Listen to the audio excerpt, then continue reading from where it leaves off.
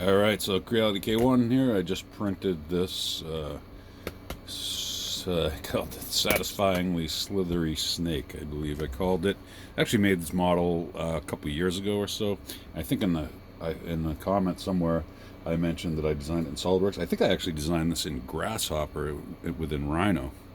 I realized that because the way they scaled down to smaller and smaller, and also how I repositioned. I think I might have done that actually on Rhino, but I'm not sure about that. But it's definitely a case of it's much easier in Grasshopper in Rhino. So Grasshopper is an algorithmic CAD type of program. It extends the capability of Rhino greatly, and it's built into Rhino. Used to be a plug-in, but now it's just included with Rhino. In any case, you can do things like scale. You can have a pattern, and you can have things scale not non-uniformly, because you can do a non-uniform scale in SolidWorks. XYZ being different values, but what I mean is that each of these sort of cells or segments is scaled differently, and so that's not trivial to do in SolidWorks. It is fairly trivial to do in Rhino Grasshopper. It's a really cool program.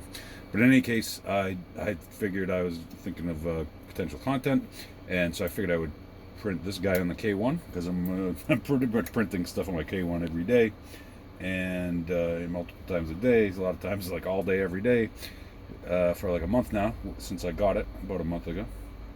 Been extremely reliable. Occasional error and halt, but I just restart the printer and it continue, and it finishes. And so anyway, this guy, let's do a little bit of zoom action. You can see the eyes are inserts, so you can do them a different color. This filament is actually a dual color filament. I don't know if you could tell on the video. The way this prints, though, anyway, this filament, the way this filament prints is it's gold on one side and silver on the other side. And so, like, I was printing plastic knife blades as prototypes for a client project, and if you look at one side is green and the other side it was blue. So you can see this filament is silver. No, you can't see that. Anyway, so let's pop this guy off the old plate here. This is such a different world using the K1. I mean, plenty of printers have a bed like this, but coming from, I got into 3D printing, I don't know, like 5 years ago, and there was no spring steel bed. You had to fight to get your print off. So let's see, these all, I can just break these free, and the eyes. But you can see maybe, and I thought it would be interesting because as I was saying, it goes side to side, like one side's silver, one side's gold. But because this is kind of coiled up, it will vary, and the segments will vary. So like if you look at this, I expect it to not be, so like here it's silver on this side, but here it's silver on this side, right? And so anyway, it's kind of cool. Okay, the eyes came right off the what do you call it, rafts, or so I think I made those. I modeled those tiny little rafts in, and this is a little bit tricky to get these guys in. Maybe not. Okay, that was easy. This guy.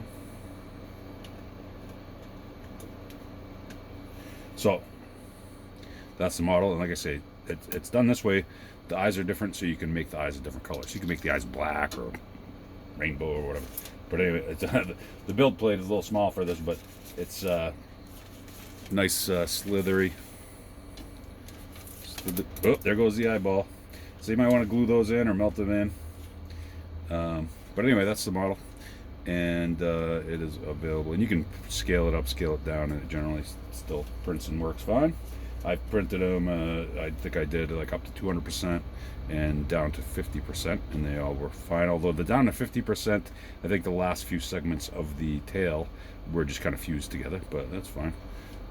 So anyway, good stuff. So you can download this model to print it yourself and customize it, whatever, from cults3d.com. I'll include the link in the description. And if you found some value in this video, please help other people to find it by sharing, liking, subscribing. Those all trigger the algorithm to get more views on any given video. And so if you do that, it would be great. And I hope to see you on the next video.